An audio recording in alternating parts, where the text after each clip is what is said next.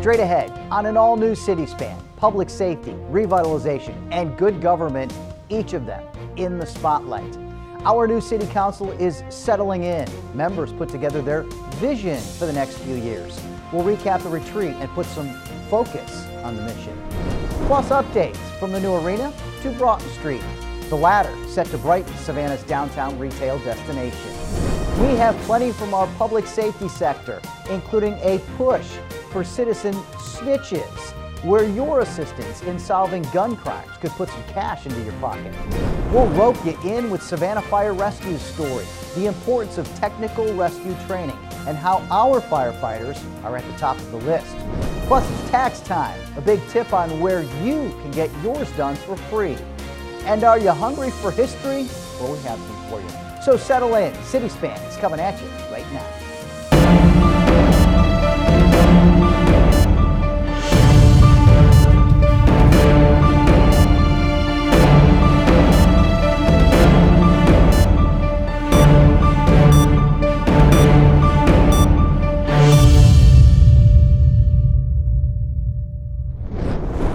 Hello and welcome to City Span, your source for news, information, history, and entertainment in and about the city of Savannah.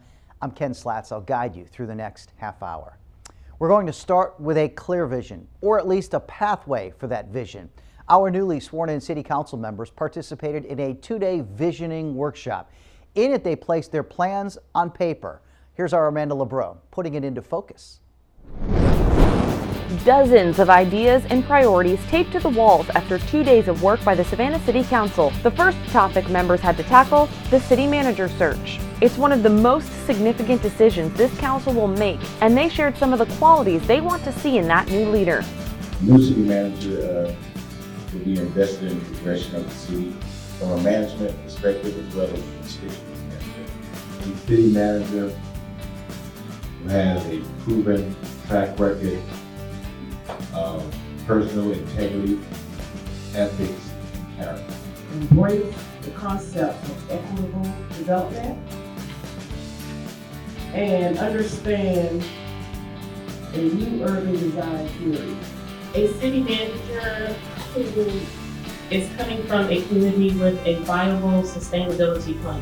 In addition to specific experiences or knowledge, council members want someone with extensive leadership and management, financial, and affordable housing experience. With those topics categorized, the council moved on to discussing specific projects they want to start, finish, or move forward during their time in office. It was an extensive list covering the walls, and each council member chose just a handful they would champion. Success review programs and hours, staffing of community centers. The next one is review of ethics, policy for council. Water and sewer assessment, road, bridges, and sidewalks. Increase skill base of citizens in coding, technology, film, and tourism. Throughout the conversation, the council kept the 300th anniversary of our city at the forefront, outlining what they hope Savannah looks like in 2033. That we focus on the environment, impact fees, and that we really do something that changed the quality of life for everybody in the city at the same time. The inclusion of every single person that lives in this city. I knew that by 2033, every resident in the city of Savannah will live in a beautiful, resilient neighborhood that everyone can be proud of. Amanda LeBreau for City Span. Thanks, Amanda. Council members put all of their goals onto a timeline and will work with city staff to find out the best ways to achieve them. There's a lot of action going on Savannah's west side, the Arena and Canal District. No more shovels.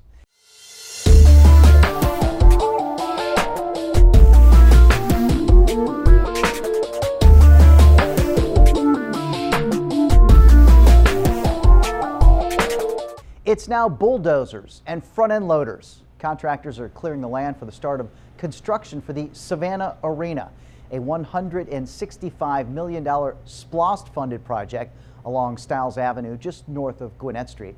While the workforce is limited right now on site, that'll surely change once the land is set for building. We're going to be employing thousands of people to build the arena.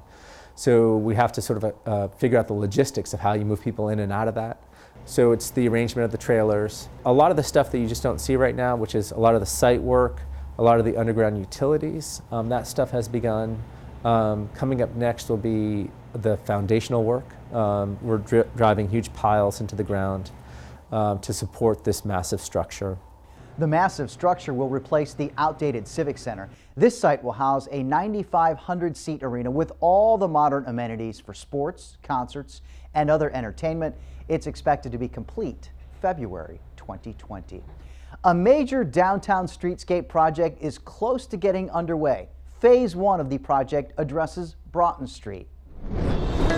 We'll be installing new pavers, new landscaping, new hardscape, new lighting throughout the entire project. It's an $11 million Phase 1 project on Broughton Street, from MLK on the west over to Drayton Street. EDSA has been the overall planner and project manager of the project. So we've been through the vision with the city, with all the stakeholders. We've gone, from the very beginning, putting our pencils down to paper, getting everybody's ideas together, to now orchestrating the whole construction set. The project will start with a lot of demolition, and then you'll start seeing the install, and it'll be the same way for each block as we keep moving further down on the Broughton Street. Obviously, this is a retail hub downtown in the historic district with residential living above many of the storefronts. There will be access for pedestrians and to business owners along Broughton Street. The contractor will be providing that. And so even though the road might be closed for the block, pedestrian access will still remain, and everybody will have access to their buildings. First block's going to happen sometime after St. Patrick's Day. Within probably a couple weeks after, they'll hit the ground once you'll start seeing demolition occur. And then we're hoping to wrap up just after the new year in early January 2021. That is our goal. The city has worked closely with the planners and the construction company Astra Group. If you recall, they constructed Savannah Gardens on Pennsylvania Avenue. While there may be road closures one block at a time, there will always be access to local businesses and residences. We'll turn our attention to public safety coming up next, a major priority toward moving Savannah forward. Savannah Police is renewing a push toward community policing. Crime doesn't pay, but Crime Stoppers does. It's a chance for more than change. Plus, we'll hang with Savannah Fire Rescue, literally rope rescue, and the importance of technical rescue. And you want your taxes done for free? We can give you the details. City Span continues after this break. This the city that I love, let's try to keep it up. It's where we party every day, so through the week is up. And everybody having fun, nobody deep as us. We got our own style, but we just gotta clean it up. I love my home, down by the water. I told her that I'm a southern girl from down by the border, and ain't nothing changed about me. That's how Savannah raised me, history in the making. Everybody love me, it's amazing. This where we live, how about we take some pride in it, thrive in it. I'ma pull up and take a ride in it. And it's so easy to go put it in a basket. This is my home, don't trash it.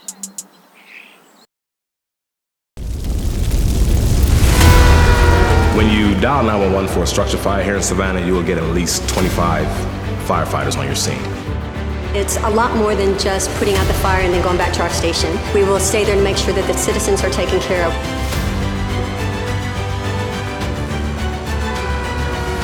Because we keep such a high level of training, the ability to adjust from one situation to another is extremely simple for us.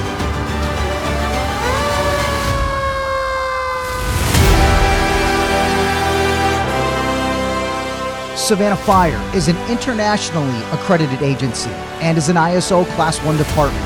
Only 2% of all fire departments have achieved this prestigious level. Think you have what it takes to be one of the elite? For more information, savannahfire.org. When debris clogs our storm drains, your area can flood. You can help stop it. It may seem obvious, but please don't put debris down the storm drains. This includes lawn clippings, leaves, litter, and you. Yeah, you, with the construction debris. What do you think will happen when that hardens? You've sealed your storm drain shut. Be smart and keep your property from flooding. Only rain down the drain. Your storm drain is not a trash can. Thanks.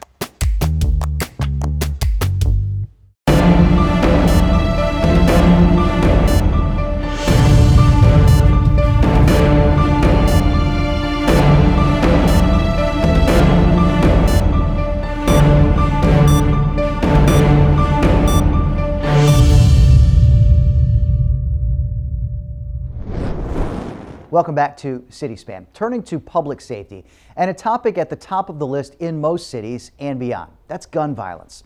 Savannah certainly sees its share of it. SPD and Crime Stoppers have made it a priority to increase citizen input on solving many of these crimes. If you see something, say something.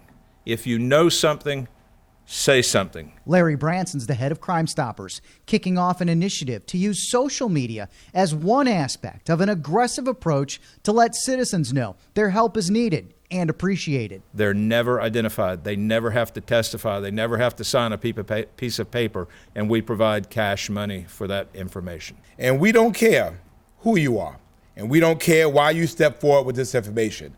We just know this information is important, and we are grateful for your bravery and your honesty.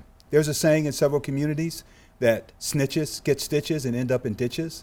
What we're here to say now is with Crime Stoppers' new program, snitches can get riches. Riches of up to $2,500. Simply call the tip line 234-2020 or submit your tip online, SavannahChathamCrimeStoppers.org. We don't have caller ID. We don't see their computer identity. Your information is scrubbed at the server, so everything is absolutely confidential. You'll only be known as an assigned number. Crime Stoppers historically is focused on all crimes. We are calling a thing. And for us, gun violence is the thing in our community. And so we are addressing it head on. As the public begins to understand really, truly how confidential Crime Stoppers is, that it works, the number of tips start to go up. But we also want to make it very clear, individuals who have been victims or suspects in violent crimes who do not want to come forward and do not want to cooperate, that also is totally unacceptable in our community. This afternoon, we're here to discuss and continue to request the public's support in developing information to assist with solving these 7 remaining unsolved homicides from 2019. Jamar Davis, Tyrese Carter, Kyle Cook, Marcus Drummer, Terry Ward, Leopoldo Corona, and Torrey Sterling. These men were in the prime of their lives, and that the pain of their families and their friends have endured through their tragic loss is unmeasurable. We're here to remind you today, remind everyone in Savannah, if you commit a crime here, we will find you. The Savannah Police Department investigated a total of 24 homicides in 2019. That's a 14% decrease over the previous year. And thanks to the tireless dedication of investigators, 17 of those cases were solved, but others have gone cold. And that's where the community can help. That there are 7 murderers out there. People who have killed before that could have the propensity to do it again. If we're talking about doing something serious about our crime rate in this city, we have to get people who commit murder off our streets. Make a difference. Clean up our community. Save a life. And let's give justice to these 7 people right here and to all of those who have gone before them. If you have any information about these or any other crimes, remember you can call Crime Stoppers anonymously at 234-2020. That's 234-2020. Or go to SavannahChathamCrimeStoppers.org. More from public safety, this time from our fire department. We checked in on some detailed training for the technical rescue team. So what exactly does that entail? Search and rescue stuff on the boat, whether it be high angle stuff like we see here, whether it be low-angle stuff like cars going off the Truman Parkway. Captain Smith is tasked with training for rope rescue, 3 weeks of training. And we make a stirrup, right? It's adjustable. He calls it the Swiss Army knife, or catch-all for technical rescue. We can adjust the length of this for short people to tall people. These techniques are the building blocks of all the TRT, the technical rescue disciplines, because rope touches most of the other disciplines. So this is the start of an incredibly long journey for these guys to solve any problem that we're called to. Double check, triple check the systems themselves to make sure that everything is loaded properly and ready to start moving. There's a lot of intricate detail put into what we build, and it's all there for safety. Firefighter Sengstacke is one of a handful of rookies tasked with training for rope rescue, relying on teamwork as the most crucial building block. It's of the utmost importance, being able to do exactly what needs to be done in an emergency situation and provide the support you need to be able to go as a rescue over the side of a building. You have to be able to trust the person next to you. It's doing stuff like this, getting out of your comfort zone. When you're hanging off of a 5-story building and right next to you is a guy that you might not work with every day, it just kind of builds that, and after a while you start seeing guys at training and different emergency scenes and things like that, and the brotherhood builds through stuff like this. Good job, guys. Focus on teamwork, because it is truly your life, somebody's life hanging on the line, and their life in your hands as you're operating these systems. So teamwork and communication is paramount to keeping everybody safe, and then being able to provide help to somebody who's in trouble. Trouble in so many different situations. Tactical rescue, it needs to be prepared for anything. We're called to solve unique problems in technical rescue, just like the gentleman who went over the bridge. We have to make access to him in a safe way for us as rescuers. Working with the fireboat and any other department is crucial to a well-rounded Savannah fire rescue. You're doing good. You're almost there.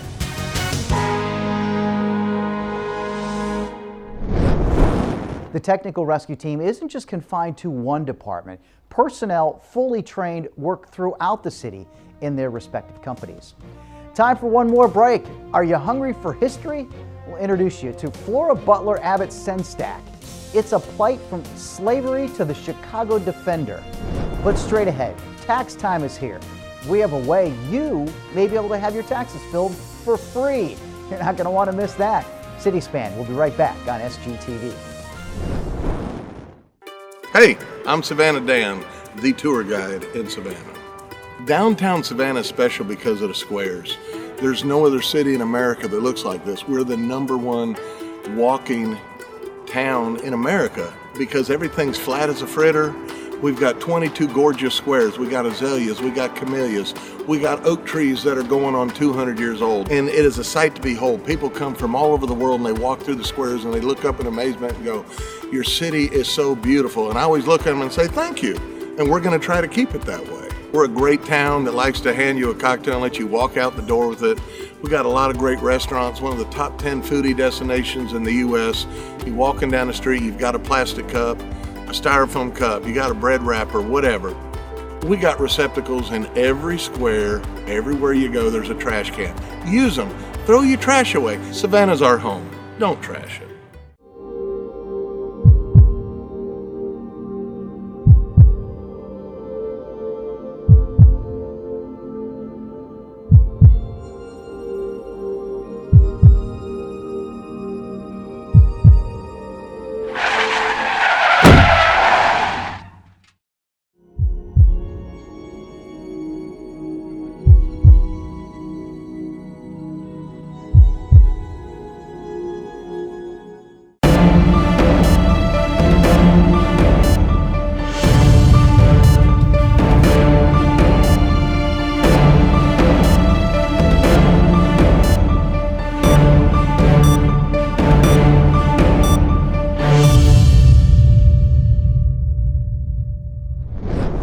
And welcome back to the stretch run of City Span.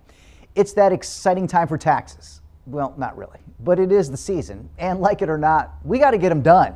Here's our Amanda LeBreau with information that might make the season a little bit more bearable. The Neighborhood Improvement Association, Inc. is ready to help you prepare your taxes for free. It costs a lot of money to have taxes prepared, and it's good to be able to walk in, have your taxes prepared, and not have to worry about paying one penny. The association's Volunteer Income Tax Assistance Program, or VITA, typically works with individuals and families making less than $54,000 per year. We're also implementing programs to encourage them to save part of their refund. So it's more than just getting taxes prepared. It is saving for the future. The City of Savannah helps fund VITA through its Community Partnerships Program. The IRS also helps pay for the program. A lot of people feel like, because it's free, it's not a quality service. But the IRS do site visits with us, surprise visits, to make sure that we are in compliance with them.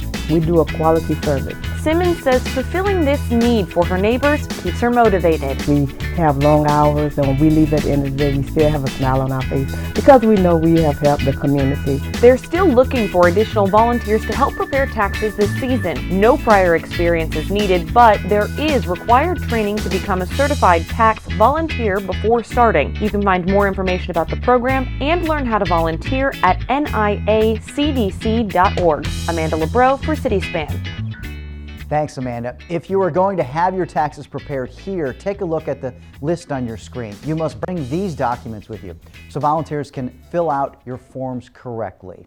There are several locations throughout the city to have your taxes done for free, including the Savannah Entrepreneurial Center. Hours there Mondays and Wednesdays from 9 a.m. to 2 p.m.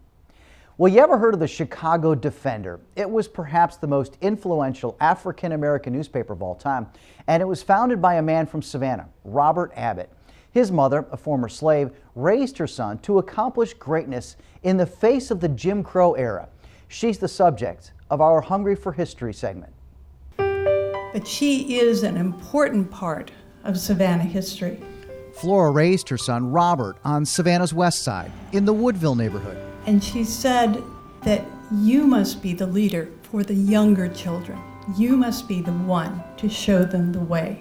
And Robert did just that. After grad school in Chicago, he founded the Defender. Through that newspaper, he became the very large voice for Black America in the early 20th century. He became the man who brought racial discrimination and racial injustice to the forefront in many Black communities. During this time, Flora stayed home in Savannah, where racial inequality was strong. Her son working through his newspaper to change that. Southern Blacks, they know about the lynchings, and they know about the Klan, and they know about the low wages they have at home, and they know about the boll weevil that has torn away the cotton crops. Come north, there are jobs.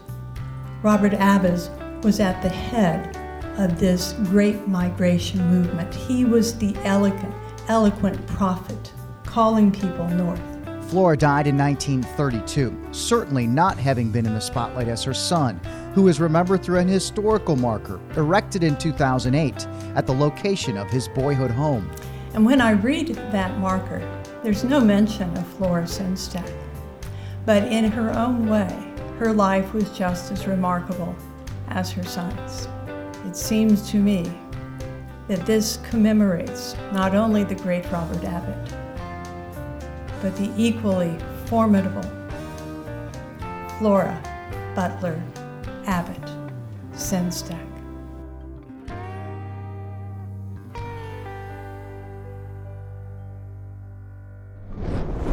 And of course, you can check out Hungry for History on SGTV and on our YouTube page. Just search Hungry for History. That'll do it for CitySpan, and we are already gearing up for St. Patrick's Day.